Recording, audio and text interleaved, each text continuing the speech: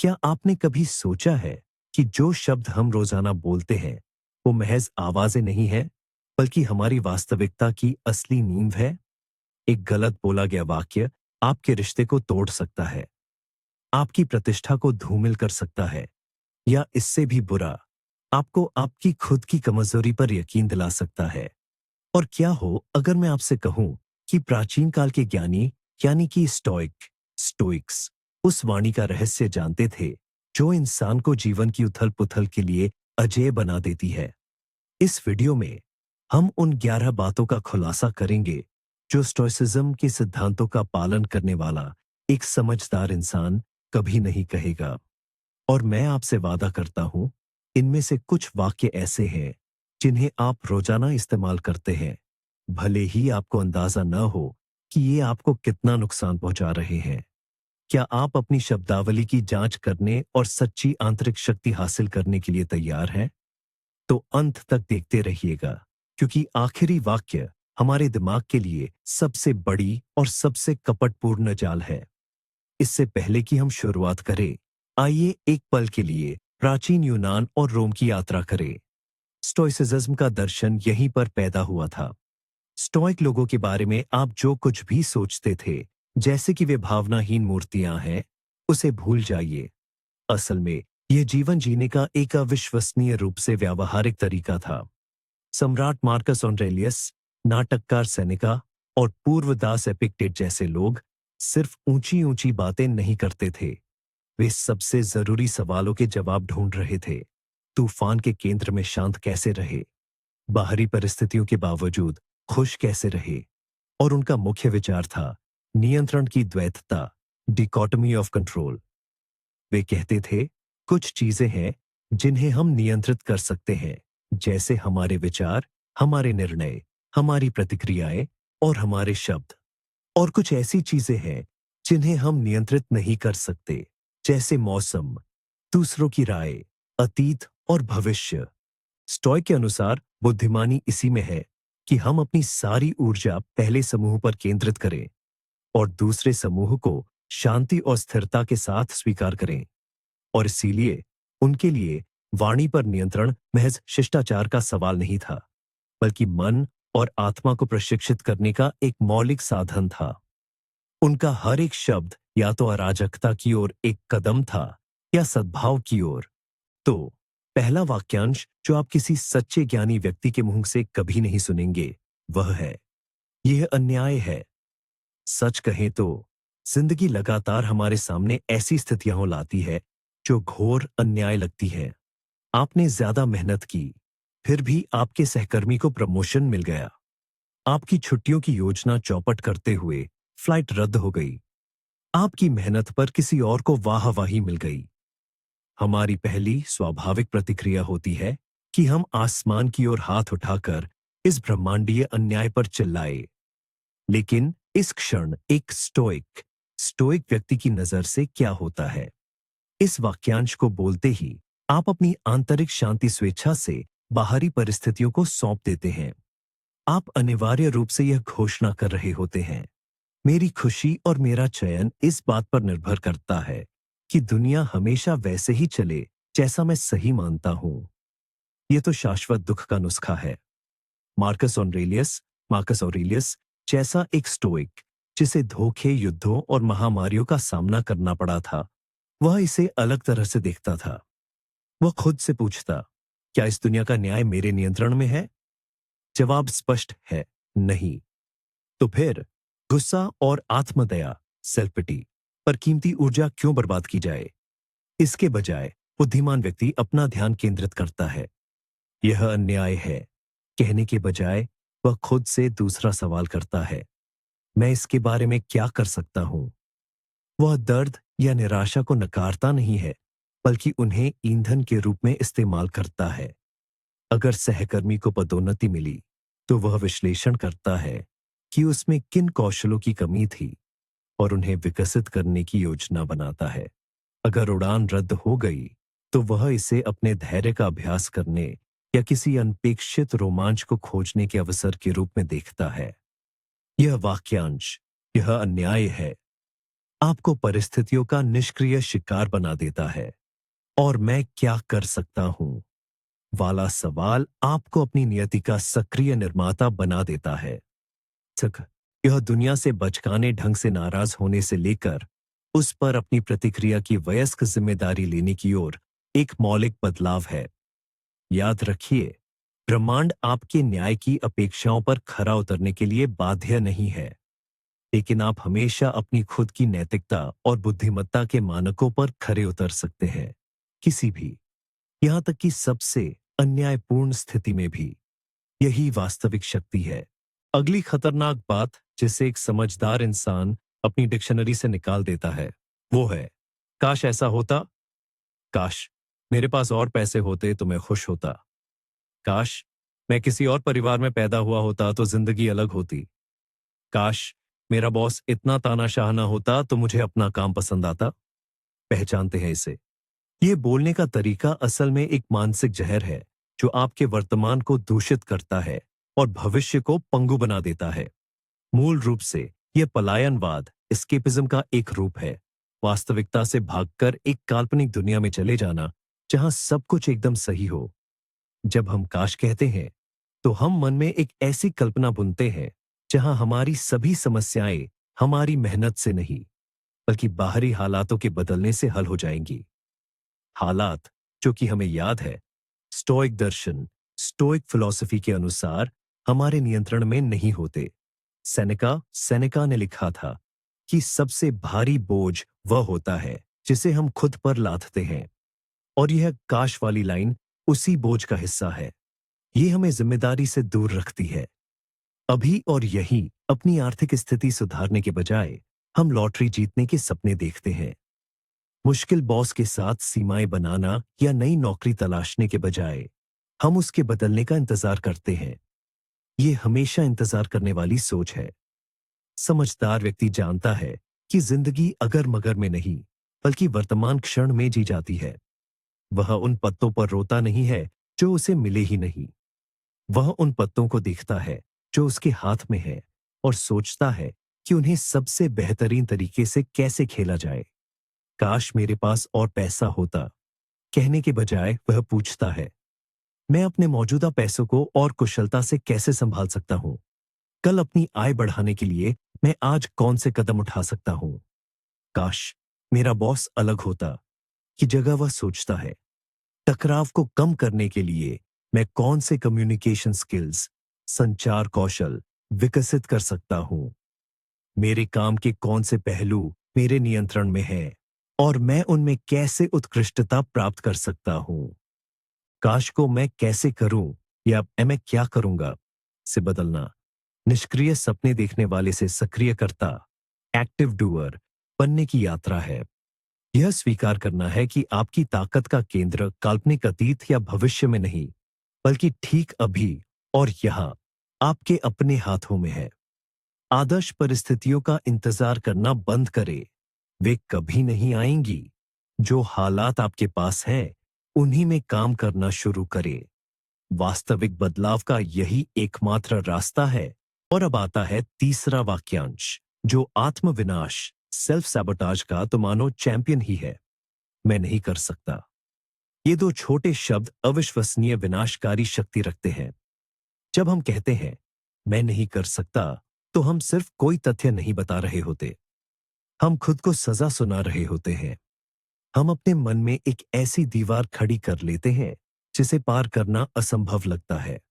मैं लोगों के सामने नहीं बोल सकता। मैं ये भाषा नहीं सीख सकता। मैं वजन नहीं घटा सकता। ऐसा हर दावा हमारी संभावनाओं के दरवाजे पर लगाया गया ताला है जिसे हम खुद लगाते हैं। स्टोइक दार्शनिक, खासकर एपिक्टेटस, जो एक गुलाम से महानतम दार्शनिक बने, इस वाक्यांश के झूठ को बखूबी समझते थे। उनका मानना था कि हमारे ज्यादातर मैं नहीं कर सकता असल में छिपे हुए मैं नहीं करना चाहता या मुझे डर लग रहा है होते हैं। मैं लोगों के सामने नहीं बोल सकता का अक्सर यह मतलब होता है, मुझे आलोचना और असफलता का डर है और यह डर अपने विचारों को साझा करने की मेरी इच्छा से ज्यादा मजबूत है। मैं भाषा नहीं सीख सकता कि पीछे यह छिपा हो सकता है, मैं इस पर सैकड़ों घंटे खर्च नहीं करना चाहता और गलतियां करते समय मूर्ख महसूस नहीं करना चाहता। एक बुद्धिमान व्यक्ति अपने मैं नहीं कर सकता का पुनरीक्षण रिवीजन करता है। वह इस निर्णायक और अंतिम शब्दावली को एक अधिक ईमानदार और रचनात्मक वाक्यांश से बदल देता है। मैं नहीं कर सकता कहने के बजाय वह कहता है, मुझे ये कौशल विकसित करने की जरूरत है, या मुझे अभी पता नहीं है कि यह कैसे करना है। क्या आपको फर्क महसूस हो रहा है? मैं नहीं कर सकता एक रुकावट है, एक बंद गली है, जबकि मुझे अभी पता नहीं है कि कैसे एक यात्रा का शुरुआती बिंदु है। यह दर्शाता है कि समाधान मौजूद है, बस उसे खोजने की जरूरत है। यह समस्या को एक न टूटने वाली बाधा के बजाय एक दिलचस्प खोज क्वेस्ट में बदल देता है। टॉजनोहियक इससे भी बढ़कर एक समझदार व्यक्ति बड़े नहीं कर सकता को छोटे प्रबंधनीय मैनेजेबल कर सकता में तोड़ देता है। मैं मैराथन नहीं दौड़ सकता बदल जाता है, मैं आज 1 किलोमीटर दौड़ सकता हूं। मैं किताब नहीं लिख सकता बन जाता है, मैं आज एक पैराग्राफ लिख सकता हूं। प्रगति की इस क्रमिक फिलॉसफी पर आधारित यह दृष्टिकोण मनोवैज्ञानिक प्रतिरोध को दरकिनार करते हुए हमें कदम दर कदम आगे बढ़ने देता है। याद रखें, जो शब्द आप खुद से कहते हैं उनमें आत्म सुझाव सेल्फ सजेस्शन की शक्ति होती है। मैं नहीं कर सकता कहकर आप अपने मस्तिष्क को विफलता के लिए प्रोग्राम कर रहे होते हैं। आपका दिमाग समाधान खोजना बंद कर देता है, क्योंकि आपने उसे पहले ही बता दिया है कि कोई रास्ता नहीं है। इसके बजाय कहना शुरू करें, मैं कोशिश करूंगा, मैं सीखूंगा, मैं रास्ता ढूंढूंगा।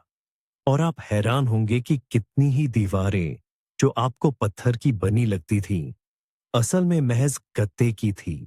आइए अपनी भाषा के चौथे जाल की ओर बढ़ते हैं।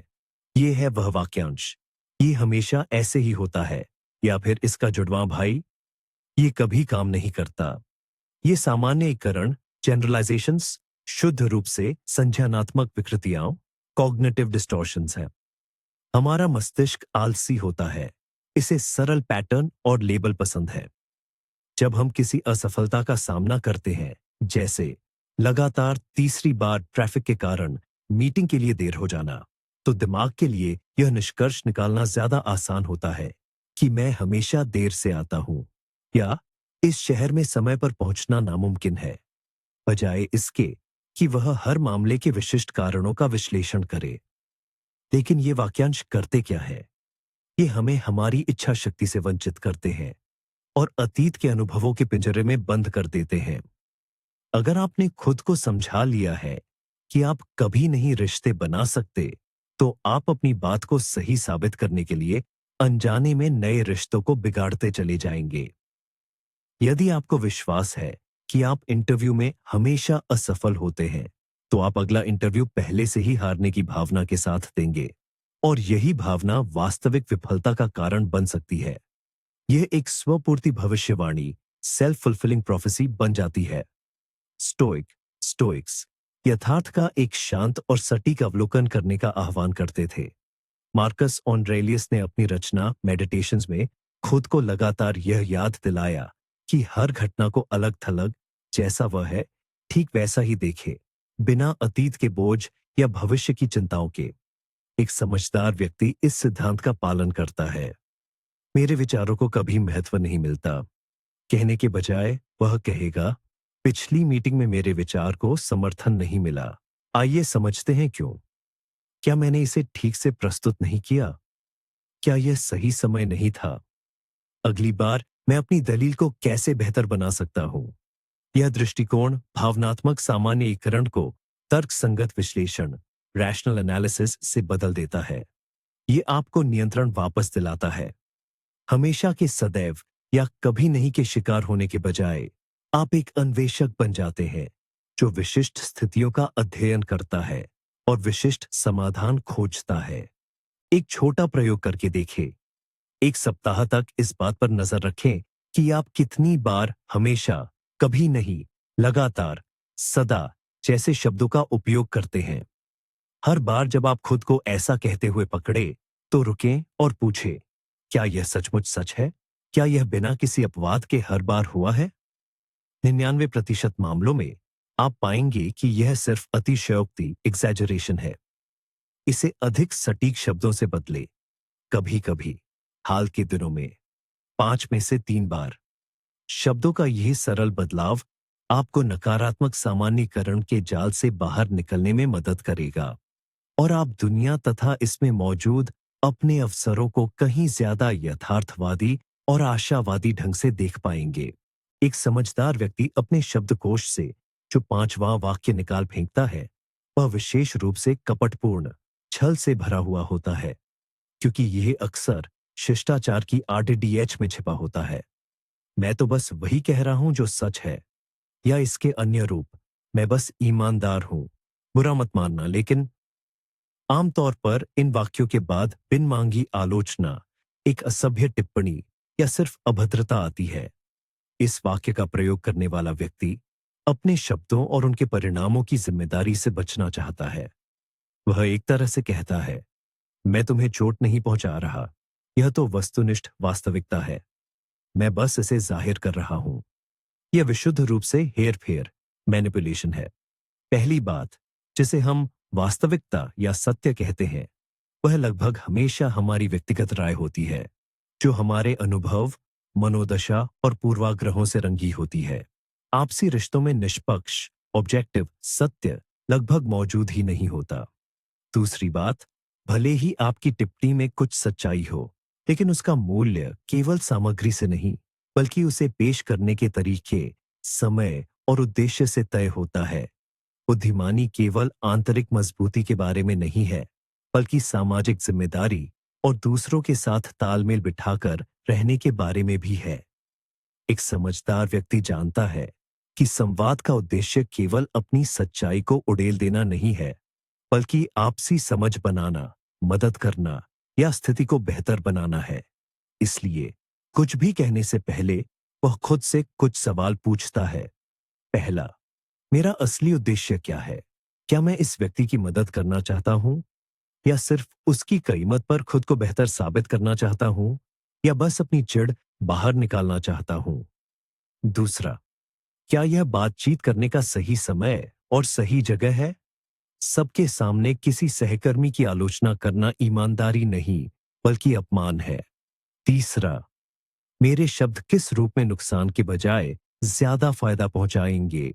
तो बुरा मत मानना, लेकिन तुम्हारी रिपोर्ट भयानक है कहने के बजाय समझदार व्यक्ति कहेगा, मैंने तुम्हारी रिपोर्ट देखी, डेटा तो शानदार है। मुझे लगता है कि अगर हम इसकी संरचना, स्ट्रक्चर पर थोड़ा काम करें और कुछ विजुअलाइजेशंस जोड़ दें, तो इसका प्रभाव और भी मजबूत होगा। क्या तुम चाहोगे कि हम मिलकर सोचें कि इसे बेहतर कैसे बनाया जाए? अंतर देखा? बात वही है, लेकिन उसे पेश करने का तरीका सब कुछ बदल देता है। पहले मामले में यह एक हमला है जो बचाव की प्रतिक्रिया पैदा करता है। दूसरे में यह सहयोग का प्रस्ताव है जो विकास के लिए प्रेरित करता है। इसलिए अगली बार जब आपके होंठों पर मैं तो बस वही कह रहा हूं जो सच है वाक्य आने लगे, तो रुकिए। खुद से पूछिए कि क्या आप महज एक तथ्य बता रहे हैं, या आप वास्तव में एक रचनात्मक, कंस्ट्रक्टिव परिणाम चाहते हैं। सच्ची ईमानदारी अभद्रता नहीं है जिसे सत्य के अंजीर के पत्ते से ढका गया हो। यह वह बुद्धिमानी है जो जानती है कि क्या, कब और क्यों बोलना है। छठी बात जिसे हमें अपनी शब्दावली से हमेशा के लिए हटा देना चाहिए वह है, मेरे पास कोई विकल्प नहीं है। शायद यह सबसे बड़ा भ्रम है जिसमें हम खुद को फंसा लेते हैं। यह वाक्यांश सीखी हुई लाचारी, लर्न्ड हेल्पलेसनेस का मौखिक प्रदर्शन है। जब हम ये कहते हैं तो हम अपनी जिंदगी का सारा नियंत्रण बाहरी ताकतों, लोगों और परिस्थितियों को सौंप देते हैं। मैं यह नफरत भरी नौकरी नहीं छोड़ सकती, मेरे सिर पर होम लोन है, मेरे पास कोई चारा नहीं है, मुझे इन जहरीले टॉक्सिक रिश्तेदारों से मिलना पड़ता है, आखिरकार वे परिवार हैं, मेरे पास कोई दूसरा रास्ता नहीं है। ऐसे पलों में हम खुद को किसी और की बिछाई हुई शतरंज की बिसात पर एक प्यादे, पौंड की तरह महसूस करते हैं। लेकिन स्टोइसिज्म का मुख्य सबक जो हमें एपिक्टेटस ने दिया था वह यह है कि हमारे पास हमेशा एक विकल्प होता है, यहां तक कि सबसे निराशाजनक लगने वाली परिस्थितियों में भी। हो सकता है हम उन परिस्थितियों को न चुन सकें, हम होम लोन या अपने परिवार के सदस्यों को नहीं चुन सकते, लेकिन हम हमेशा, बिल्कुल हमेशा उन परिस्थितियों पर अपनी प्रतिक्रिया, रिएक्शन चुन सकते हैं। यही हमारी मुख्य स्वतंत्रता है, जिसे कोई नहीं छीन सकता। एक समझदार व्यक्ति मुश्किल स्थिति का सामना करते हुए कभी नहीं कहता, मेरे पास कोई विकल्प नहीं है। वह कहता है, मेरे पास कुछ विकल्प है और हर विकल्प की अपनी कीमत है। मुझे उन्हें तौलने दें, मैं नौकरी नहीं छोड़ सकता। कहने के बजाय वह इस तरह सोचता है, विकल्प एक, इस नौकरी पर बने रहना। कीमत, मेरा भावनात्मक रूप से थकावट, बर्नआउट, तनाव, विकास की कमी। फायदा, होम लोन चुकाने के लिए स्थिर वेतन। विकल्प दो, एक नई नौकरी की तलाश शुरू करना। कीमत, अस्थायी अनिश्चितता और अतिरिक्त प्रयास करने की आवश्यकता। फायदा, ऐसी जगह पाने का मौका जो संतोष दे और संभवतः ज्यादा कमाई भी। विकल्प तीन, एक आर्थिक सुरक्षा जाल, फाइनेंशियल कुशन बनाने के लिए पार्ट टाइम काम करना और फिर नौकरी छोड़ देना। कीमत, अल्पकालिक रूप से कम खाली समय। फायदा, दीर्घकालिक स्वतंत्रता हासिल करना। जब आप समस्या को इस तरह से तैयार करते हैं, तो आप पीड़ित बनना बंद कर देते हैं। आप जोखिमों और लाभों का विश्लेषण करने वाले एक रणनीतिकार बन जाते हैं।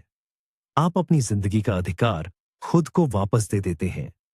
यहां तक कि सबसे चरम, एक्सट्रीम परिस्थितियों में भी विकल्प मौजूद रहता है। कॉन्सेंट्रेशन कैंप से गुजरे मनोचिकित्सक विक्टर फ्रैंकल ने लिखा था कि मनुष्य से सब कुछ छीना जा सकता है, सिवाय एक चीज के, मनुष्य की अंतिम स्वतंत्रता, किसी भी दी गई परिस्थिति के प्रति अपना नजरिया चुनने की स्वतंत्रता। इसलिए जब भी आपको लगे कि आप किसी भंवर में फंस गए हैं और कोई विकल्प नहीं है, तो जान ले, यह एक भ्रम है। विकल्प हमेशा मौजूद है। हो सकता है वह मुश्किल हो सकता है आपको कोई भी विकल्प पसंद न हो, लेकिन इस तथ्य को स्वीकार करना कि विकल्प मौजूद है, ये सबसे पहला और जरूरी कदम है अपनी जिंदगी की पतवार वापस अपने हाथ में लेने की तरफ। सातवीं बात, जो आप किसी ज्ञानी या समझदार व्यक्ति से कभी नहीं सुनेंगे, वो है, वो मुझे बहुत परेशान करता है या उसने मेरा दिमाग खराब कर दिया। पहली नजर में यह सिर्फ हमारी भावनाओं का एक सीधा साधा वर्णन लगता है, लेकिन हमेशा की तरह असली पेच तो विवरण में होता है। इस वाक्य की बनावट में ही सोच की एक मूलभूत गलती छिपी है।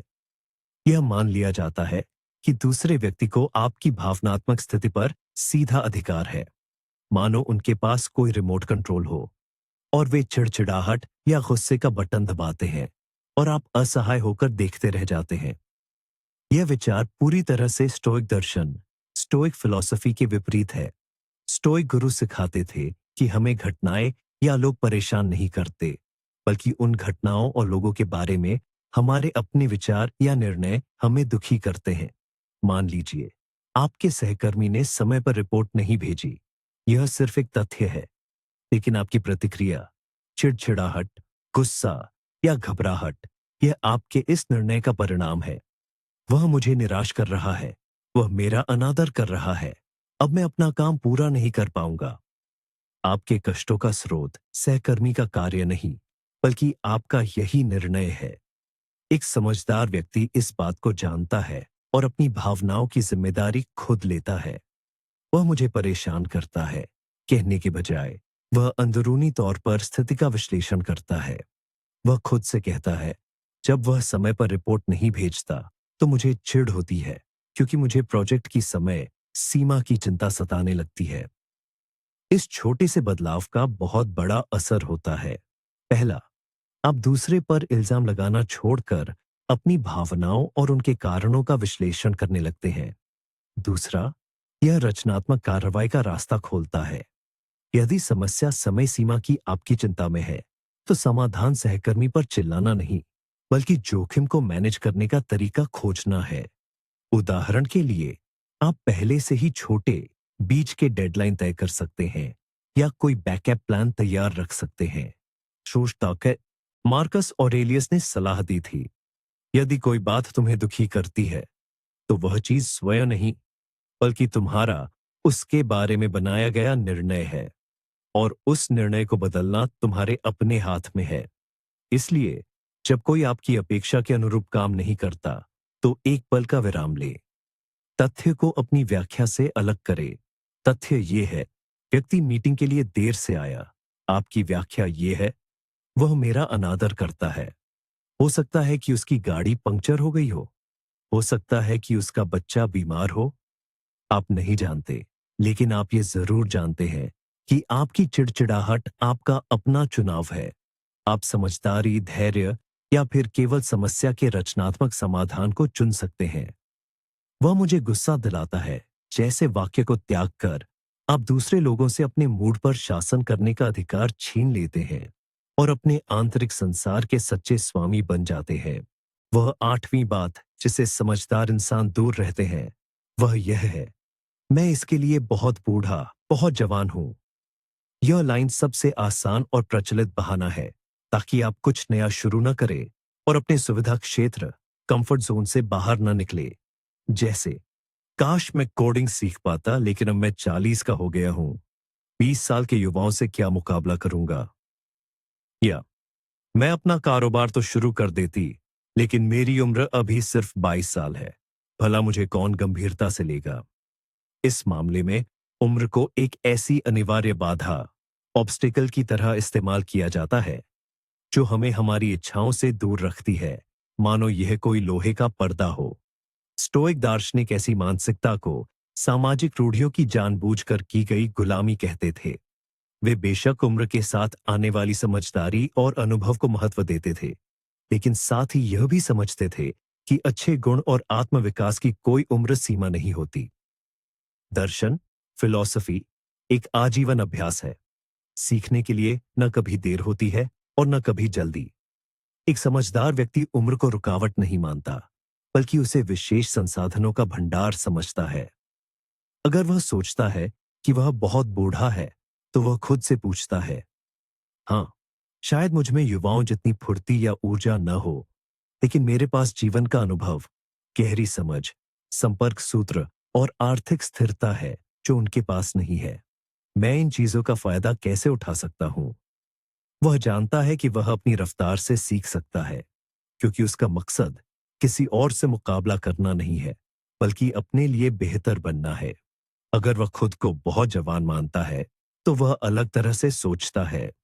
हाँ, मेरे पास अनुभव की कमी हो सकती है, पर मेरे पास उत्साह, विचारों में लचीलापन, जोखिम लेने का साहस और आगे बहुत समय पड़ा है। मैं इस ऊर्जा का इस्तेमाल तेजी से अनुभव जुटाने के लिए कैसे करूं? वह अपनी जवानी पर शर्माता नहीं है, बल्कि उसे अपना सबसे बड़ा प्रतिस्पर्धी फायदा, कंपेटिटिव एडवांटेज बना लेता है। पता इतिहास ऐसे उदाहरणों से भरा पड़ा है जो इस बहाने को पूरी तरह से खारिज करते हैं। कर्नल सैंडर्स ने 60 साल की उम्र पार करने के बाद केएफसी केएफसी की स्थापना की। मार्क जकरबर्ग ने सिर्फ 19 साल की उम्र में फेसबुक बनाया। मायने यह नहीं रखता कि आपने कितने साल जिए हैं, मायने यह रखता है कि आपने उन वर्षों का इस्तेमाल कैसे किया। मैं बहुत बूढ़ा जवान हूं। यह वाक्य वास्तव में डर का एक लक्षण है। यह विफलता का डर है, मूर्ख दिखने का डर है, बदलाव का डर है। इस डर को पहचानना और स्वीकार करना ही इसे पार करने का पहला कदम है। पासपोर्ट में लिखी उम्र के पीछे छिपने के बजाय समझदार व्यक्ति यह कहता है, हाँ, मुझे इस उम्र में शुरुआत करने से थोड़ा डर लग रहा है, पर मैं फिर भी कोशिश करूंगा। वह पहला छोटा कदम क्या है जो मैं आज ही उठा सकता हूं? जीवन के हर पड़ाव को बंधन नहीं, बल्कि अनोखे अवसरों से भरा एक नया अध्याय मानकर। यह नजरिया हमें आजीवन सीखने और विकसित होने के रास्ते खोलता है। नौवां ऐसा वाक्य जिसे कोई भी ज्ञानी व्यक्ति पूरे आत्मविश्वास के साथ कभी नहीं बोलेगा, वह है, मैं इस विषय में सब कुछ जानता हूं। यह कथन शक्ति की नहीं, बल्कि कमजोरी की निशानी है। यह अहंकार और बौद्धिक आलस्य का प्रमाण है। जिस पल कोई व्यक्ति यह मान लेता है कि उसने किसी भी क्षेत्र में ज्ञान का शिखर छू लिया है, उसी क्षण उसका विकास रुक जाता है। उसका मस्तिष्क नई जानकारी, वैकल्पिक दृष्टिकोणों, आलोचना और स्वयं के विकास के लिए बंद हो जाता है। वह अपने चारों ओर अपनी मान्यताओं का एक दुर्ग खड़ा कर लेता है और वास्तविक दुनिया को उसकी पूरी जटिलता और विविधता में देखना बंद कर देता है। सुकरात, जिन्हें अक्सर स्टोइकवाद के अग्रदूतों में से एक माना जाता है, ने कहा था, मैं जानता हूं कि मैं कुछ नहीं जानता। इस विरोधाभास में ही सबसे बड़ी बुद्धिमत्ता निहित है।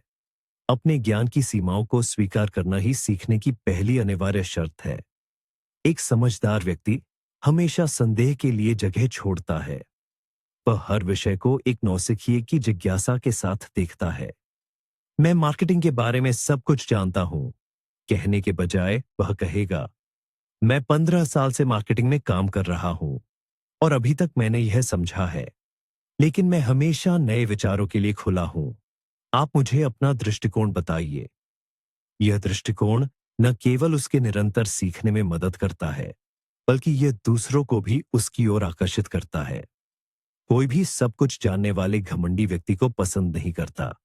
लोग उनकी तरफ खींचते हैं जो सुनने, सीखने और अपनी गलतियां मानने को तैयार रहते हैं। मैं सब कुछ जानता हूं का दावा किसी भी संवाद को तुरंत रोककर उसे एकतरफा भाषण में बदल देता है और बुद्धिमान व्यक्ति संवाद को महत्व देता है क्योंकि वह जानता है कि सत्य अक्सर अलग-अलग मतों के टकराव से ही उत्पन्न होता है। वह यह कहने से नहीं डरता कि मैं गलत हो सकता हूं या यह एक दिलचस्प विचार है, मैंने इस बारे में सोचा नहीं था। बौद्धिक विनम्रता की यह स्थिति अत्यधिक आंतरिक शक्ति और आत्मविश्वास का प्रतीक है। केवल वही व्यक्ति जो वास्तव में आत्मविश्वासी है, यह दिखाने से नहीं डरता कि वह कुछ नहीं जानता। वह समझता है कि उसका मूल्य पहले से जमा किए गए ज्ञान की मात्रा में नहीं है, बल्कि नए सीखने की इच्छा और क्षमता में है। इसीलिए यदि आप विकास करना चाहते हैं, तो अपने शब्दकोश से मैं सब कुछ जानता हूं वाक्यांश को मिटा दें। इसे मैं और जानना चाहता हूं से बदल दें। जीवन की पाठशाला में हमेशा एक शाश्वत छात्र बने रहे और तब आपका मस्तिष्क हमेशा तेज, लचीला और उन अद्भुत खोजों के लिए खुला रहेगा जो यह दुनिया आपको देने के लिए तैयार है। 10वां ऐसा वाक्य जिससे एक बुद्धिमान व्यक्ति हमेशा बचता है, वो निष्क्रिय आक्रामकता, पैसिव अग्रेशन और छिपे हुए कटाक्ष से भरा होता है। मैंने तो तुम्हें पहले ही बताया था। ये शब्द आमतौर पर तब कहे जाते हैं जब कोई आपकी सलाह के बजाय किसी और के सुझाव पर चला हो या आपकी चेतावनी को अनदेखा करके असफल हो गया हो।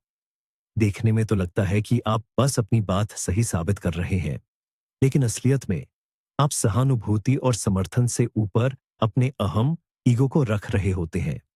इस वाक्य का मकसद किसी की मदद करना नहीं, बल्कि उसकी कीमत पर खुद को बेहतर साबित करना है।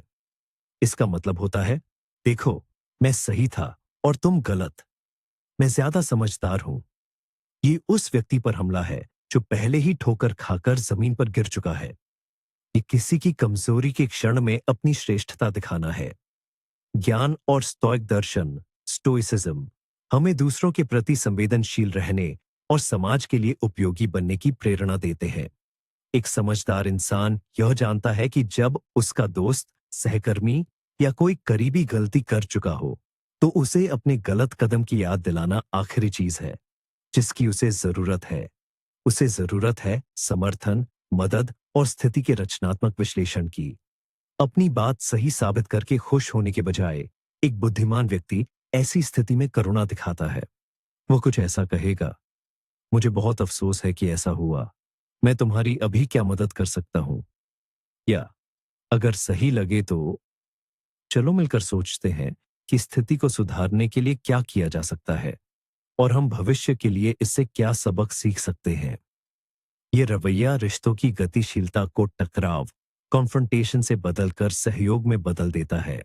आप ये दिखाते हैं कि आप उस व्यक्ति के खिलाफ नहीं, बल्कि उसके साथ खेडीडीडीडीखे हैं। आप एक ऐसी टीम है जो मिलकर मुश्किलों का सामना करती है। जबकि मैंने तो तुम्हें पहले ही बताया था, जैसा वाक्य भरोसे को तोड़ ढाता है। यह व्यक्ति को अगली बार अपनी समस्याओं और असफलताओं को आपसे छिपाने के लिए मजबूर करता है, क्योंकि उसे आपके द्वारा आलोचना किए जाने का डर होता है। इसके विपरीत समर्थन और करुणा संबंधों को मजबूत करते हैं और एक सुरक्षित माहौल बनाते हैं, जहां लोग गलती करने और उनसे सीखने से डरते नहीं हैं। इसके अलावा अपनी बात को लगातार सही साबित करने की कोशिश असुरक्षा की निशानी है। जिस व्यक्ति को अपने ज्ञान और बुद्धिमत्ता पर भरोसा होता है, उसे महत्वपूर्ण महसूस करने के लिए दूसरों की गलतियां गिनाने की जरूरत नहीं पड़ती। उसका स्वाभिमान दूसरों की गलतियों पर निर्भर नहीं करता। इसलिए अगली बार जब आपके मन में यह तीखा वाक्य कहने का लालच उठे, तो रुक जाइए। खुद से पूछिए, अभी ज्यादा जरूरी क्या है, मेरा अहम या मेरे इस व्यक्ति के साथ संबंध? क्या मैं सिर्फ सही साबित होना चाहता हूं या मैं मददगार बनना चाहता हूं? एक बुद्धिमान व्यक्ति का चुनाव हमेशा दूसरा विकल्प ही होगा। 11वां, ऐसा वाक्य जिसे समझदार इंसान कभी बहाने के तौर पर इस्तेमाल नहीं करेगा, वह है, मेरा स्वभाव ही ऐसा है। यह बयान दरअसल बौद्धिक हार मानने का एक और तरीका है। जब कोई व्यक्ति अपने व्यवहार की आलोचना, जैसे कि गुस्सा, समय पर न आना या निराशावादी होना, के जवाब में यह कहता है, तो वह अनिवार्य रूप से यह घोषित करता है कि वह बदलने में असमर्थ है और बदलना नहीं चाहता। वह अपने स्वभाव को जन्म से ही पत्थर पर लिखी हुई एक अटल और अपरिवर्तनशील सच्चाई के रूप में पेश करता है। मैं लोगों पर चिल्लाता हूं क्योंकि मैं क्रोधी हूं, मेरा स्वभाव ही ऐसा है। मैं हमेशा देर से आता हूं क्योंकि मैं स्वाभाविक रूप से ही अव्यवस्थित हूं। यह एक बहुत आरामदायक स्थिति है, क्योंकि यह इंसान को अपने कार्यों और दूसरों पर उनके प्रभाव की सारी जिम्मेदारी से मुक्त कर देती है। लेकिन स्टोइक्स विचारक इसके विपरीत मानते थे। वे लगातार नैतिक आत्म सुधार की संभावना और आवश्यकता में विश्वास रखते थे। उनके लिए चरित्र, या जिसे वे सद्गुण कहते थे, कोई ऐसी चीज नहीं है जो हमें विरासत में मिली हो, बल्कि यह वह है जिसे हम रोज अपने चुनावों, आदतों और कार्यों से गढ़ते हैं। सेनेका ने लिखा था, हम इसलिए हिम्मत नहीं करते क्योंकि यह मुश्किल है, बल्कि यह मुश्किल इसलिए है क्योंकि हम हिम्मत नहीं करते। ठीक इसी तरह हम जन्म से क्रोधी नहीं होते, हम तो गुस्से के आगे घुटने टेकने की आदत के कारण क्रोधी बन जाते हैं।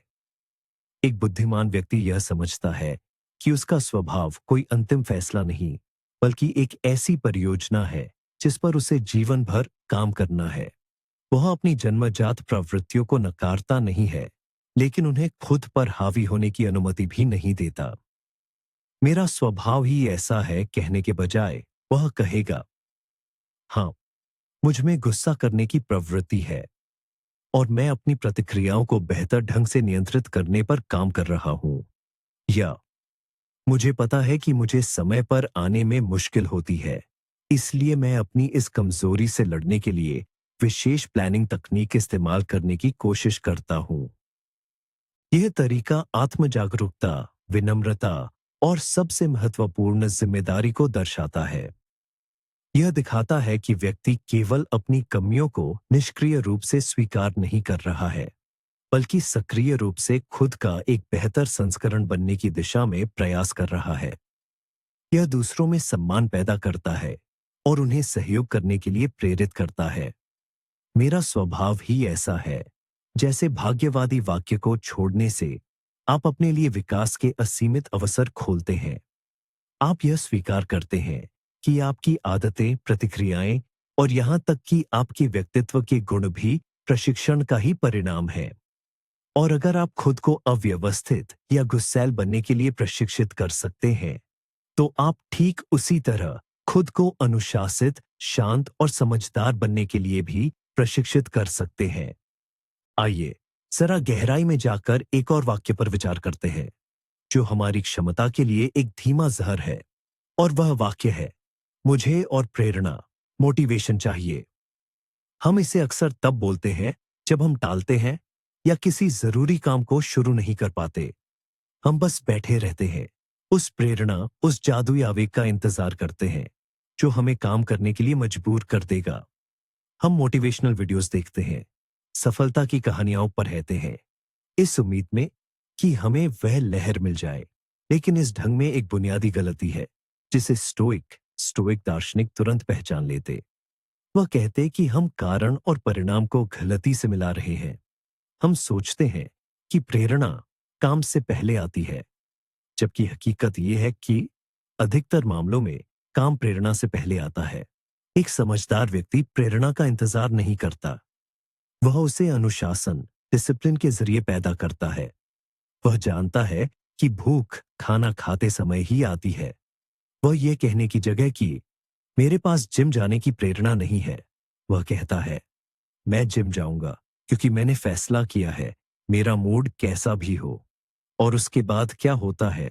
पहली 10 मिनट की ट्रेनिंग के बाद जब खून नसों में तेजी से दौड़ने लगता है, जब उसे अपनी मांसपेशियों का काम महसूस होता है, तो प्रेरणा भी आती है। उसे प्रक्रिया में मजा आने लगता है और वह जारी रखना चाहता है। मुझे यह लेख लिखने के लिए प्रेरणा चाहिए की जगह वह खुद से कहता है मैं सिर्फ एक पैराग्राफ लिखूंगा, बस एक। वह बैठता है और वह पैराग्राफ लिखता है, और काम करने की इस प्रक्रिया में विचार एक सही ढंग से आगे बढ़ाने लगते हैं, नए आइडियाज आते हैं, और फिर वह रुक नहीं पाता।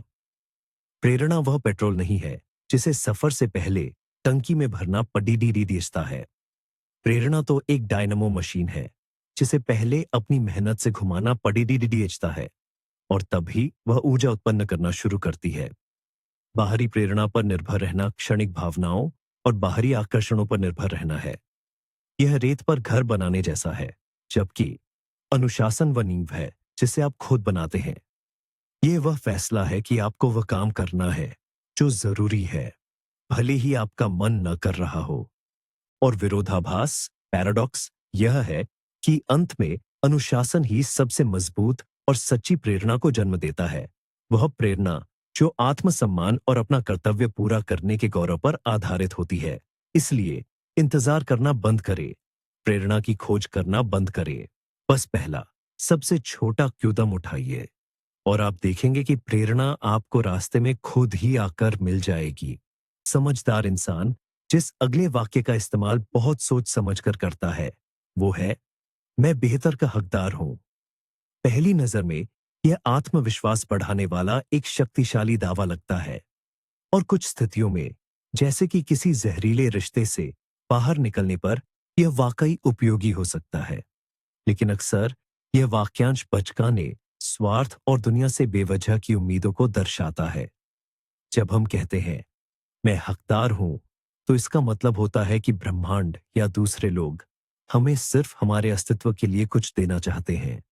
हम उम्मीद करते हैं कि हमें सब कुछ सजी सजाई थाली में मिल जाए, जैसे कि सबसे अच्छी नौकरी, एक आदर्श साथी और सबकी पहचान। यह एक निष्क्रिय और मांगने वाली सोच है। स्टोइकवाद स्टोइसिज्म एक बिल्कुल अलग दृष्टिकोण प्रस्तुत करता है। स्टोइक इस बात पर ध्यान नहीं देते थे कि वे दुनिया से क्या पाने के हकदार हैं। वे इस बात पर ध्यान देते थे कि उन्हें दुनिया और खुद के प्रति कौन सा कर्तव्य निभाना है। उनका ध्यान पाने पर नहीं, बल्कि कर्म एक्शन पर था। मार्क ऑनरेलियस, जो एक सम्राट थे, हर सुबह खुद को याद दिलाते थे कि उन्हें लोगों की सेवा करने के लिए उठना है, न कि बिस्तर में आराम करने के लिए। उन्होंने यह नहीं माना कि वह शक्ति और सम्मान के हकदार हैं। उन्होंने इसे एक सदाचारी और न्यायपूर्ण शासक बनने का अपना कर्तव्य माना। बुद्धिमान व्यक्ति हकदार होने की मानसिकता को निर्माण क्रिएशन और पात्रता वर्दिनेस की मानसिकता से बदल देता है।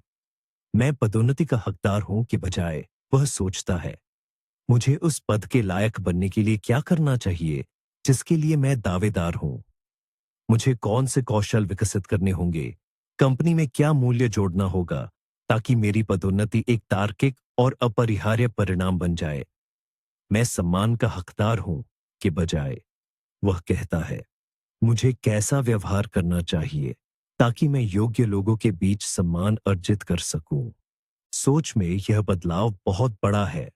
यह नियंत्रण की शक्ति को बाहरी दुनिया से हटाकर खुद पर केंद्रित कर देता है। आप हाथ फैलाकर मांगने वाले नहीं रहते, बल्कि अपने जीवन के वास्तुकार बन जाते हैं। आप इंतजार नहीं करते कि आपको कुछ दिया जाएगा। आप ऐसा मूल्य पैदा करते हैं जो स्वाभाविक रूप से आपको वांछित परिणाम की ओर खींचता है। इसके अलावा लगातार यह महसूस करना कि आप किसी चीज के हकदार हैं, लेकिन वह आपको नहीं मिल रही है, निराशा, ईर्ष्या और कड़वाहट का सीधा रास्ता है। आप लगातार दूसरों से अपनी तुलना करेंगे और इस बात पर गुस्सा होंगे कि उन्हें वो क्यों मिला जिसके हकदार आप खुद को समझते थे। इसके विपरीत अपने विकास और सेवा पर ध्यान केंद्रित करना बाहरी पुरस्कारों की परवाह किए बिना संतोष और आंतरिक शांति लाता है। इसलिए इस वाक्यांश के उपयोग में सावधानी बरते। उस चीज को पाने की इच्छा न करे जिसके आप कथित तौर पर हकदार हैं, बल्कि उस इंसान में बदलने का लक्ष्य रखे जो वास्तव में सर्वश्रेष्ठ का पात्र है। एक और वाक्यांश या कहिए विचार है जो हमारी चेतना को जहरीला बना रहा है और हमें आगे बढ़ने से रोक रहा है। वह है, यह मेरी गलती नहीं है या इसमें मेरा कोई दोष नहीं है। ये एक सहज यानी प्राकृतिक बचाव प्रतिक्रिया है। किसी को भी दोषी महसूस करना पसंद नहीं होता। इसलिए जब कुछ गलत होता है, जैसे कोई प्रोजेक्ट फेल हो गया, रिश्तों में मनमुटाव आ गया या कोई बड़ी गलती हो गई, तो हमारा पहला विचार अक्सर बलि का बकरा, स्केपगोट खोजने का होता है। हम जिम्मेदारी तुरंत किसी सहकर्मी, पार्टनर या सिर्फ परिस्थितियों पर डाल देते हैं, हर किसी पर सिवाय खुद के। लेकिन यह रणनीति भले ही हमारे अहम ईगो को कुछ देर के लिए राहत दे दे, मगर लंबे समय में यह बहुत बड़ा नुकसान पहुंचाती है। पहला नुकसान यह है कि यह हमें सीखने के अवसर से वंचित कर देती है। अगर हर असफलता का दोषी कोई और है, तो हम खुद के लिए क्या सबक ले सकते हैं? कुछ नहीं। हम विकास के उसी स्तर पर बने रहते हैं, बार बार वही गलती दोहराने के लिए तैयार। दूसरा, यह विश्वास और रिश्तों को नष्ट कर देती है। लोग ऐसे व्यक्ति के साथ काम नहीं करना या रहना नहीं चाहते जो कभी अपनी गलती नहीं मानता। इससे माहौल जहरीला, टॉक्सिक हो जाता है और आपसी आरोप प्रत्यारोप बढ़ाते हैं। इसके विपरीत स्टोइक दार्शनिक, स्टोइक्स, रेडिकल जिम्मेदारी का उपदेश देते थे। उन्होंने सिखाया कि हमें हर उस चीज की पूरी जिम्मेदारी लेनी चाहिए जो हमारे नियंत्रण में है, यानी हमारे विचार, हमारा निर्णय और हमारे कर्म। एक समझदार व्यक्ति जब किसी समस्या का सामना करता है, तो वह दोषियों को नहीं खोजता, वह कारणों और समाधानों की तलाश करता है। उसका पहला सवाल यह नहीं होता कि गलती किसकी है, बल्कि यह होता है, इस स्थिति में मेरा क्या योगदान था। भले ही वस्तुनिष्ठ रूप से, ऑब्जेक्टिवली, मुख्य दोष किसी और का हो, फिर भी वह अपनी भूमिका का विश्लेषण करता है। वह सोचता है, क्या मैंने काम को पर्याप्त स्पष्टता से नहीं समझाया? क्या मैंने बीच में प्रक्रिया की जांच नहीं की? क्या मैंने शुरुआती चेतावनी संकेतों, वार्निंग सिग्नल्स को अनदेखा कर दिया? तो इस तरह के दृष्टिकोण का आत्मपीड़न, सेल्फ ब्लेम से कोई लेना देना नहीं है। इसका उद्देश्य खुद को कोसना नहीं है, बल्कि स्थिति से अधिकतम सबक लेना है ताकि भविष्य में यह गलती न दोहराई जाए। यह ताकत की निशानी है। वह व्यक्ति जो कहता है, मैं इसमें अपनी जिम्मेदारी का हिस्सा देखता हूं, वह सम्मान अर्जित करता है। वह परिपक्वता, मैच्योरिटी, ईमानदारी और विकास के प्रति अपनी तत्परता दिखाता है। लोग उसके पीछे चलना चाहते हैं, उसके साथ काम करना चाहते हैं। इसलिए अगली बार जब कुछ योजना के अनुसार न हो, तो बलि का बकरा खोजने की सहज इच्छा को दबा दें। इसके बजाय आईने में देखें और पूछें, मैं क्या अलग कर सकता था और अगली बार मैं क्या अलग करूंगा। यह जिम्मेदारी लेने की क्षमता, न कि दोष दूसरों पर डालने की, एक लीडर को एकमात्र फॉलोअर से और एक बुद्धिमान व्यक्ति को सामान्य जन से अलग करती है। आज हम जिस 15वें वाक्यांश पर बात करेंगे, वह अक्सर गहरी निराशा की आह के साथ बोला जाता है, और यह निराशा या मायूसी का पर्याय है। सब बेकार है। यह निराशावाद और हार मान लेने की भावना का निचोड़ है। जब कोई व्यक्ति ऐसा कहता है, तो वह युद्ध में उतरने से पहले ही अपनी हार घोषित कर देता है। जैसे, मैं फिट होना चाहता हूं, लेकिन यह बेकार है, मैं वैसे भी वापस उसी राह पर आ जाऊंगा। या हम रिश्ते सुधारने की कोशिश तो कर सकते थे, लेकिन इसका कोई फायदा नहीं। अब कुछ नहीं बदलेगा। यह वाक्यांश हमारी इच्छा शक्ति को लकवा मार देता है और उम्मीद की हर चिंगारी बुझा देता है। यह एक ऐसी मानसिक वास्तविकता बनाता है जहां हर प्रयास पहले से ही विफल होना तय है। जब परिणाम पहले से ही तय हो, तो कुछ करने का फायदा ही क्या। इसके विपरीत स्टोइक दर्शन, स्टोइसिज्म, अनिश्चितता के सामने साहस और कार्रवाई का दर्शन है। स्टोइक्स सफलता की गारंटी नहीं देते थे। वे अच्छी तरह जानते थे कि किसी भी काम का अंतिम परिणाम हमारे पूर्ण नियंत्रण से बाहर होता है। आप परीक्षा के लिए बेहतरीन तैयारी कर सकते हैं, लेकिन हो सकता है आपको मुश्किल सवाल मिल जाए। आप कोई शानदार प्रोडक्ट बना सकते हैं, लेकिन हो सकता है बाजार अभी उसके लिए तैयार न हो। लेकिन स्टोइक के लिए परिणाम से ज्यादा महत्वपूर्ण उनका अपना प्रयास, उनका अपना इरादा था। जरूरी यह है कि आप अपनी तरफ से पूरी लगन और सद्गुण, वर्च्यू के साथ वह सब करें जो आपके वश में है, और परिणाम को वैसा ही स्वीकार करे जैसा वह आता है। एक बुद्धिमान व्यक्ति निराशा में डूबने और सब बेकार है कहने के बजाय तथाकथित स्टोइक टेस्ट का उपयोग करता है। वह खुद से कहता है, हाँ, स्थिति मुश्किल लग रही है, सफलता की संभावनाएं कम हो सकती हैं, लेकिन मैं अभी सही दिशा में सबसे छोटा, सबसे आसान कदम क्या उठा सकता हूं। वह अंतिम लक्ष्य के बारे में नहीं सोचता, जो शायद डरावना और पहुंच से बाहर लगे। वह पूरी तरह प्रक्रिया पर ध्यान केंद्रित करता है। वह कहता है, मैं गारंटी नहीं दे सकता कि मैं 20 किलो वजन कम कर लूंगा, लेकिन मैं ये गारंटी दे सकता हूं कि आज मैं 30 मिनट की सैर पर जाऊंगा और मीठा नहीं खाऊंगा। मुझे नहीं पता कि हम इस रिश्ते को बचा पाएंगे या नहीं, लेकिन आज मैं एक शांत और ईमानदार बातचीत शुरू कर सकता हूं। छोटे छोटे कदमों पर आधारित यह दृष्टिकोण कमाल करता है। ये जड़ता तोड़ता है, नियंत्रण की भावना वापस लाता है, और अक्सर ऐसे परिणाम देता है जो शुरू में नामुमकिन लगते थे, क्योंकि हर छोटा काम स्थिति को बदलता है और नए रास्ते खोलता है। याद रखें, सब बेकार है कहना ही सबसे पक्का तरीका है कि सब कुछ सचमुच बेकार हो जाए। लेकिन हर हाल में जो करना चाहिए वह करते रहना ही स्थिति को बेहतर बनाने का एकमात्र मौका है। जैसा कि सेनेका ने कहा था, सौभाग्य तब होता है जब तैयारी का मेल अवसर से होता है। आपका काम है तैयारी करना, भविष्य की भविष्यवाणी करना नहीं। 16वां विचार बहुत आधुनिक है और उपभोग संस्कृति में अक्सर इस्तेमाल होता है। मैं तब खुश हो जाऊंगा जब, जैसे मैं तब खुश हो जाऊंगा जब नई कार खरीदूंगा। मैं तब खुश हो जाऊंगा जब मुझे वह पद मिल जाएगा। मैं तब खुश हो जाऊंगा जब छुट्टी पर जाऊंगा। हम अपनी खुशी को आगे के लिए टाल देते हैं। हम इसे एक ऐसे इनाम में बदल देते हैं जो किसी खास बाहरी लक्ष्य को हासिल करने के बाद ही मिलेगा। मनोवैज्ञानिक इस घटना को हेडोनिक ट्रेडमिल, खुशी की बैरोकटॉक.डी.एच कहते हैं। हम एक गाजर के पीछे भागते हैं, यह सोचते हुए कि जैसे ही हम उसे पकड़ लेंगे हमें शाश्वत आनंद मिल जाएगा। लेकिन जैसे ही हम उसे हासिल करते हैं, चाहे कार खरीदना हो या मनचाहा पद प्राप्त करना, यह खुशी ज्यादा देर नहीं टिकती। बहुत जल्द नई कार सिर्फ आने जाने का एक साधन बन जाती है और नई नौकरी में अपनी समस्याएं शुरू हो जाती है।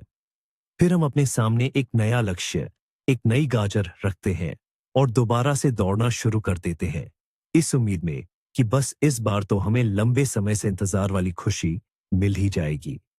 स्टोइक दार्शनिक, स्टोइक्स, इस दृष्टिकोण को जड़ से गलत मानते थे। उन्होंने सिखाया कि खुशी यानी यूडेमोनिया, सच्चा कल्याण, कोई मंजिल नहीं बल्कि यात्रा करने का तरीका है। ये कोई बाहरी उपलब्धि नहीं है, बल्कि एक आंतरिक अवस्था है। ये एक सदाचारी जीवन का परिणाम है, जो इस बात में है कि आप अपने पास जो है उसमें खुश रहना, और जिसे आप बदल नहीं सकते उसे स्वीकार करना सीखें। एपिक्टेटस ने कहा था कि हमें चीजें उस तरह से होने की इच्छा नहीं करनी चाहिए जैसा हम चाहते हैं, बल्कि उस तरह से जैसा वे होती है, और तब हमारा जीवन शांति से बीतेगा। एक समझदार व्यक्ति अपनी खुशी को भविष्य की उपलब्धियों पर निर्भर नहीं करता। वह वर्तमान पल में आनंद और अर्थ ढूंढना सीखता है। वह यह नहीं कहता, मैं तब खुश हो जाऊंगा जब पहाड़ की चोटी पर पहुंच जाऊंगा, बल्कि वह कहता है, मैं अभी खुश हूं, चढ़ने की प्रक्रिया का आनंद ले रहा हूं, हर कदम पर खुल रहे नजारों, ताजी हवा और अपने शरीर की मेहनत को महसूस कर रहा हूं। वह इस बात के लिए आभार व्यक्त करता है कि उसके पास क्या है, बजाय इसके कि वह उसके लिए दुखी हो जो उसके पास नहीं है। इसका यह मतलब नहीं कि हमें लक्ष्यों और महत्वाकांक्षाओं को छोड़ देना चाहिए। लक्ष्य जरूरी है, वे हमें दिशा देते हैं, लेकिन एक ज्ञानी व्यक्ति लक्ष्य प्राप्ति की प्रक्रिया को अपनी मौलिक खुशी की भावना से अलग रखता है। वह तरक्की के लिए प्रयास कर सकता है, लेकिन उसका आत्मसम्मान और आंतरिक शांति इस पर निर्भर नहीं करती कि उसे वह पद मिलेगा या नहीं। वह काम की प्रक्रिया में अपने कौशल को विकसित करने में और कठिनाइयों को पार करने में संतुष्टि पाता है। जीवन को आगे के लिए टालना बंद करें। खुशी आपके लिए यहीं और अब भी उपलब्ध है। ये उन चीजों में नहीं है जिन्हें आप खरीद सकते हैं, और न ही उस दर्जे में है जिसे आप हासिल कर सकते हैं। यह जीवन के प्रति आपके दृष्टिकोण में है, वर्तमान पल को महत्व देने और अपने मूल्यों के साथ जीने की आपकी क्षमता में। हम 17वें उस वाक्यांश पर विचार करते हैं जो अक्सर हमारी बातचीत में आ जाता है, खासकर जब हम जिम्मेदारी या निर्णय लेने से बचना चाहते हैं। ये वाक्यांश है, मुझे नहीं पता। बेशक कुछ स्थितियां ऐसी होती हैं जब हम सच में कुछ नहीं जानते, और जैसा कि हमने पहले कहा है, इसे स्वीकार करना समझदारी की निशानी है। लेकिन अक्सर इन शब्दों के पीछे कुछ और छिपा होता है, आलस, डर या सोचने की अनिच्छा। आप अपनी जिंदगी के साथ क्या करना चाहते हैं? मुझे नहीं पता। हम इस समस्या को कैसे हल करें? मुझे नहीं पता। ऐसे मामलों में मुझे नहीं पता केवल जानकारी की कमी को नहीं बताता। यह जवाब से कतराने, निर्णय लेने का भार दूसरे पर डालने या बस समस्या को टालने का एक तरीका होता है। यह एक निष्क्रिय रवैया है जो हमें ठहराव की ओर ले जाता है। एक समझदार इंसान, भले ही उसके पास तुरंत कोई जवाब न हो, वह मुझे नहीं पता का इस्तेमाल पूर्ण विराम, फुल स्टॉप की तरह नहीं करता। वह इसे अल्प विराम, कॉमा की तरह आगे की खोज का शुरुआती बिंदु मानता है। वह यह कहने के बजाय कि मुझे नहीं पता, कहता है, यह एक अच्छा सवाल है। अभी मेरे पास इसका जवाब नहीं है, लेकिन इसे खोजने के लिए मैं ये करने वाला हूं। या मुझे इस पर सोचने का समय दें, मैं कल कुछ विचारों के साथ वापस आऊंगा। या फिर मैं नहीं जानता, लेकिन मेरा अनुमान है कि हम यह और यह कोशिश कर सकते हैं। आइए संभावित विकल्पों का विश्लेषण करते हैं। यह तरीका सक्रियता और जिम्मेदारी को दर्शाता है। यह अनिश्चितता को गतिरोध, डेड एंड से हटाकर विचार प्रक्रिया की शुरुआती सीढ़ी बना देता है। यह भूमिका किसी लीडर के लिए या टीम या परिवार के एक जिम्मेदार सदस्य के लिए खास तौर पर महत्वपूर्ण है। जो लोग बिना किसी अगले कदम के लगातार मुझे नहीं पता कहते हैं, वे धीरे धीरे अपना मान खो देते हैं। उनसे समाधान की उम्मीद नहीं की जाती और लोग उन पर भरोसा करना छोड़ देते हैं। वहीं जो लोग जवाब न जानने पर भी उसे खोजने की पहल करते हैं, वे विश्वास और सम्मान पैदा करते हैं। और विश्वास, स्टोइक दर्शन तर्क और तर्क संगतता को बहुत महत्व देता था। उनके लिए समस्याओं को हल करने और दुनिया को जानने का मुख्य उपकरण हमारा दिमाग ही था। इसलिए मुझे नहीं पता कहकर सोचने की प्रक्रिया से भागना उनके लिए अपनी मानवीय प्रकृति को नकारने जैसा था। तो अगली बार जब आप खुद को मुझे नहीं पता कहने के लिए तैयार पाए, तो रुकिए, खुद से पूछिए, क्या आप सच में नहीं जानते या आप जानने की कोशिश करने से बचना चाहते हैं? अगर जवाब दूसरा है, तो अपने मस्तिष्क को काम पर लगाइए। सवाल पूछना, परिकल्पनाएं बनाना और जानकारी खोजना शुरू करें। अपने न जानने को जवाब खोजने की एक रोमांचक यात्रा, क्वेस्ट में बदल दें। एक बुद्धिमान व्यक्ति जिस 18वीं चीज को हवा में नहीं उछालेगा, वह है कोई खोखला वादा या झूठी कसमें। कसम है, अब मैं मीठा बिल्कुल नहीं खाऊंगा। वादा करता हूं, सोमवार से दौड़ना शुरू कर दूंगा। मैं वचन देता हूं कि शाम तक ये प्रोजेक्ट खत्म कर दूंगा। जबकि आप अच्छी तरह जानते हैं कि ऐसा करना शारीरिक रूप से असंभव है। अक्सर हम भावनाओं में बहकर ऐसे वादे कर बैठते हैं, कभी किसी को खुश करने के लिए, तो कभी खुद को प्रेरित करने के लिए। लेकिन अधूरे वादे, यहां तक कि खुद से किए गए वादे भी बहुत विनाशकारी असर डालते हैं। आपका हर टूटा हुआ शब्द आपकी सत्यनिष्ठा और आत्मानुशासन को कमजोर करता है। आपकी अंतरात्मा आप पर भरोसा करना छोड़ देती है। जब आप 100वीं बार खुद से कहते हैं कि सोमवार से नई जिंदगी शुरू करेंगे, तो आपका अवचेतन मन बस आप पर हंसता है, क्योंकि वह जानता है कि ये महज खोखले शब्द हैं। दूसरे लोगों के साथ भी यही होता है। अगर आप लगातार वादे करते हैं और उन्हें पूरा नहीं करते, तो आपकी प्रतिष्ठा धूमिल होती है। लोग आप पर भरोसा करना बंद कर देते हैं। आपके शब्दों का वजन खत्म हो जाता है। आप एक ऐसे व्यक्ति बन जाते हैं जिसके हां का कोई मतलब नहीं होता। स्टोइक दर्शन में कथनी और करनी की समानता को बहुत महत्व दिया जाता था। उनके लिए सद्गुण केवल मीठी बातों में नहीं, बल्कि ठोस कर्मों में था।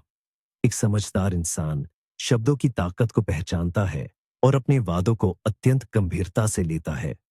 कुछ भी वादा करने से पहले वह अपनी क्षमताओं का वास्तविक आकलन करता है।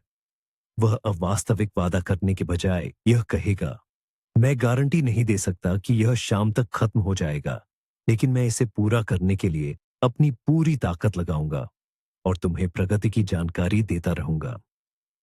ये ज्यादा ईमानदार तरीका है और इससे सम्मान बढ़ता है। शोर शोर वाली कस्मों की जगह वह शांत मगर लगातार काम करने को प्राथमिकता देता है। वह पूरी दुनिया को चिल्लाकर नहीं बताता कि वह धूम्रपान छोड़ रहा है। वह बस लेता है और छोड़ देता है, दिन ब दिन, बिना किसी अनावश्यक नाटक के।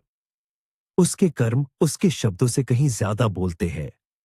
इस सिद्धांत को अंडर प्रॉमिस और ओवर डिलीवर कहा जाता है, यानी वादा कम करे लेकिन करके ज्यादा दिखाएं। यह खुद पर और दूसरों पर भरोसा बनाने का सुनहरा नियम है। अगर आप चाहते हैं कि आपके शब्दों में दम हो, तो वादे करना बंद कर दें। कम बोलिए, लेकिन आपके हर शब्द के पीछे काम की ताकत होनी चाहिए। आपका हाँ स्टील से ज्यादा मजबूत होना चाहिए और आपका नहीं अंतिम और स्पष्ट। इसी में व्यक्ति की सच्ची विश्वसनीयता और सत्यनिष्ठा निहित है। 19वां ऐसा वाक्य या आदत जो हमारी कमजोरी और असुरक्षा को जाहिर करता है, वो है जरूरत से ज्यादा माफी मांगना। जैसे, माफ करना, मैं आपको परेशान कर रहा हूं। क्षमा करें, क्या मैं कोई मूर्खतापूर्ण सवाल पूछ सकता हूं? या ओह, माफ कीजिएगा, शायद मैं गलत समय पर आया हूं। जाहिर है, जब आप वाकई में गलत हों, तब माफी मांगना ताकत और परिपक्वता की निशानी है। लेकिन कुछ लोग ऐसे होते हैं जो हर समय माफी मांगते रहते हैं, मानो वे अपने होने के लिए भी माफी मांग रहे हों। वे सवाल पूछते समय माफी मांगते हैं, अपनी राय व्यक्त करते समय माफी मांगते हैं, या मदद मांगते समय भी क्षमा चाहते हैं। ऐसा व्यवहार कम आत्मसम्मान और दूसरों के लिए असुविधाजनक न बनने के डर को दर्शाता है। लगातार माफी मांगने वाला व्यक्ति आसपास के लोगों को एक मौन, नॉन वर्बल संकेत देता है, मैं महत्वपूर्ण नहीं हूं, मेरी जरूरतों और विचारों का कोई मोल नहीं है, मैं आपके समय या ध्यान का हकदार नहीं हूं। ये उसे किसी भी बातचीत में कमजोर स्थिति में डाल देता है। लोग उसके साथ वैसा ही व्यवहार करना शुरू कर देते हैं। उसके विचारों को अनदेखा किया जाता है और उसकी मांगों को नजरअंदाज कर दिया जाता है। स्टोइक दर्शन, स्टोइसिज्म, हमें सिखाता है कि हमें दूसरों की तरह ही अपना भी सम्मान करना चाहिए। एक बुद्धिमान व्यक्ति जानता है कि उसे भी अस्तित्व, अपने विचारों और अपने समय का उतना ही अधिकार है जितना किसी और को। वह अभिमानी या बेअदब नहीं होगा, लेकिन वह अपने होने के लिए माफी भी नहीं मांगेगा। माफ करना, मैं आपको परेशान कर रहा हूं, मेरा एक सवाल है, कहने के बजाय वह आत्मविश्वास और विनम्रता से कहेगा, क्या आपके पास 1 मिनट का समय है? मुझे एक सवाल पर आपकी मदद चाहिए। इस मूर्खतापूर्ण सवाल के लिए माफ करना की जगह वह कहेगा, मैं स्थिति को बेहतर ढंग से समझने के लिए एक बात स्पष्ट करना चाहता हूं। ओह, माफ करना, मैंने आपको डिस्टर्ब किया। के बजाय वह कहेगा, मैं देख रहा हूं कि आप व्यस्त हैं। आपसे बात करने का सही समय क्या होगा? क्या आप अंतर महसूस कर रहे हैं? काम वही है, लेकिन उसे पेश करने का तरीका सब कुछ बदल देता है। आत्मविश्वासपूर्ण भाषा आत्मसम्मान दर्शाती है और बदले में दूसरों से भी सम्मान हासिल करती है। यह दिखाती है कि आप अपने समय के साथ साथ सामने वाले के समय को भी महत्व देते हैं। इसलिए अपनी भाषा की जांच, ऑडिट करें। अगर आपने देखा है कि माफ करना या सॉरी आपके लिए एक फजल शब्द, फिलर वर्ड बन गया है, तो उन परिस्थितियों में इसे जानबूझकर इस्तेमाल करना बंद करें जहां आपकी कोई गलती नहीं है। माफी को उन पलों के लिए बचाकर रखें जब वे वास्तव में जरूरी हो, और बाकी समय दुनिया से शांत गरिमा के साथ संवाद करें। आपको इसका पूरा अधिकार है। और अंत में 20वीं सबसे खतरनाक चीज जो एक सच्चा बुद्धिमान व्यक्ति कभी नहीं करेगा या बोलेगा। ये कोई एक खास वाक्य नहीं है, बल्कि यह पूरी तरह से एक तरह के संवाद का समूह है। और वह है गपशप, यानी गॉसिप। अरे, क्या तुमने सुना कि उनके डिपार्टमेंट में क्या चल रहा है? या सोचो तो सही, उसने कल क्या कर दिया? और लगता है उसे जल्द ही नौकरी से निकाल दिया जाएगा। गपशप का हिस्सा बनना एक ऐसा काम है जो पहली नजर में हानिरहित, इनोसेंट लगता है, और कभी-कभी तो ये लोगों को करीब भी लाता है। लेकिन सच्चाई यह है कि इसमें विनाशकारी क्षमता छिपी होती है। पहला, गपशप हमारे अहंकार, ईगो के लिए भोजन है, लेकिन यह जहरीला भोजन है। दूसरों की कमियों या असफलताओं पर बात करके हमें क्षण भर के लिए खुद को बेहतर, श्रेष्ठ और ज्यादा नेक महसूस होता है। लेकिन यह श्रेष्ठता का केवल भ्रम है जो दूसरों के दुर्भाग्य पर खड़ा किया गया है। यह हमें लंबी अवधि में न तो बेहतर इंसान बनाता है और न ही खुश।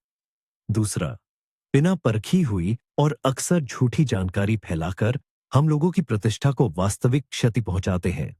याद रखिए, शब्द हथियार से भी ज्यादा घाव दे सकते हैं।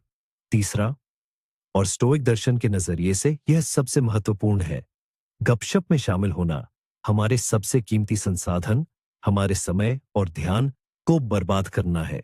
मार्कस ऑरेलियस खुद को बार बार याद दिलाते थे, अपने जीवन का बचा हुआ हिस्सा दूसरों के बारे में सोचने में बर्बाद मत करो, जब तक कि वह किसी सार्वजनिक भलाई के लिए न हो। एक समझदार व्यक्ति जानता है कि उसकी मानसिक ऊर्जा सीमित है। वह इसे सहकर्मियों या पड़ोसियों की पीठ पीछे बातें करने में बर्बाद नहीं करेगा। इसके बजाय वह इसे वास्तव में महत्वपूर्ण चीजों पर लगाएगा, अपने आत्मविकास, अपने काम, अपनों की देखभाल और दुनिया को समझने में। जब कोई उसे ऐसी बातचीत में खींचने की कोशिश करता है, तो वह उपदेश नहीं देगा, वह बस विषय बदल सकता है। जैसे, अच्छा, काम की बात करें तो मैं इस नए प्रोजेक्ट पर तुम्हारी राय जानना चाहता था। या फिर वह विनम्रता से बातचीत से बाहर निकल जाएगा। ये- वह अपने आसपास नकारात्मकता और फालतू की बकवास से मुक्त एक माहौल बनाता है। उसकी रुचि लोगों में नहीं, बल्कि विचारों में होती है। वह समस्याओं से चिंतित नहीं होता, बल्कि समाधानों पर ध्यान देता है। वह इस पर बात करना पसंद करता है कि क्या बेहतर किया जा सकता है, न कि इस पर कि कौन किसका दोषी है। गपशप से दूर रहना सिर्फ नैतिकता, एथिक्स का सवाल नहीं है। यह मानसिक स्वच्छता, मेंटल हाइजीन का सवाल है। जिस तरह आप खराब हो चुका खाना नहीं खाएंगे, उसी तरह आपको अपने मन को जहरीली जानकारी से नहीं भरना चाहिए। उस चीज पर ध्यान केंद्रित करें जो आपके नियंत्रण क्षेत्र में है, जो आपको और आपके आसपास की दुनिया को बेहतर बनाती है। और आप देखेंगे कि इससे आपके जीवन और विचारों की गुणवत्ता कितनी बदल जाएगी।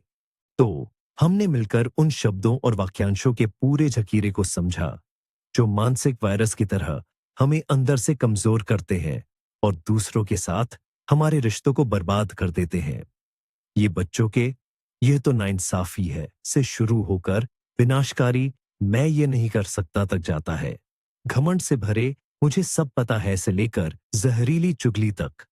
पहली नजर में यह महज शब्द लग सकते हैं, लेकिन जैसा कि हमने स्टोइक दर्शन के आईने में देखा, ऐसा नहीं है। इनमें से हर वाक्यांश हमारी सोच का प्रतिबिंब है। यह एक चुनाव है।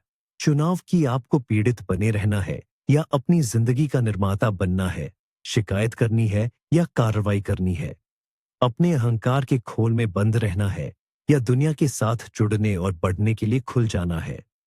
इससे जो मुख्य निष्कर्ष निकलता है वह सरल है, लेकिन साथ ही अविश्वसनीय रूप से गहरा भी है। अपनी बोली बदलकर हम अपनी वास्तविकता बदल देते हैं। जब हम अपने मुंह से निकलने वाली बातों को नियंत्रित करना शुरू करते हैं, तो हम अपने विचारों को नियंत्रित करना सीख जाते हैं। और अपने विचारों को नियंत्रित करके हमें वही आंतरिक स्थिरता, वही शांति और ज्ञान मिलता है, जिसके लिए स्टोइक दार्शनिक 2000 साल पहले प्रयास करते थे और जिसकी आज हमारे इस अराजक और अप्रत्याशित दुनिया में हमें सबसे ज्यादा जरूरत है। यह रातों रात नहीं होता। यह एक दैनिक अभ्यास है जिसमें लगातार खुद पर नजर रखनी पड़ती है। लेकिन हर बार जब आप खुद को इनमें से कोई वाक्यांश बोलते हुए पकड़ते हैं और जानबूझकर उसे किसी रचनात्मक बात से बदलते हैं, तो आप अपने बेहतर रूप बनने की दिशा में एक छोटा कदम बढ़ाते हैं। इस वीडियो को अंत तक देखने के लिए धन्यवाद। अगर यह आपके लिए उपयोगी था, तो कृपया लाइक करें और चैनल को सब्सक्राइब करें, ताकि आप आधुनिक जीवन के लिए ज्ञान के नए सबक न चूकें। और अब मेरा आपसे एक सवाल है, जिन वाक्यांशों पर हमने चर्चा की, उनमें से कौन सा आपको सबसे ज्यादा जाना पहचाना लगता है? और आप आज ही किस वाक्यांश को छोड़ने के लिए तैयार है? अपना ईमानदार जवाब कमेंट्स में लिखें। आइए सचेत बोली की यह यात्रा एक साथ शुरू करें।